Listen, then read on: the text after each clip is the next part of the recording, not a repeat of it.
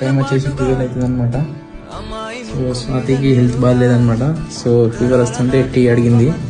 మీకు చలికాలం కాబట్టి చలి పెడుతుంది అని చెప్తే ఇప్పుడే జస్ట్ ఇట్లా ఆర్డర్ పెట్టాను అనమాట. మిల్క్ టీ చేసి పెట్టాలి అందుకని పడుకుంది, ఫీవర్ వస్తుంది.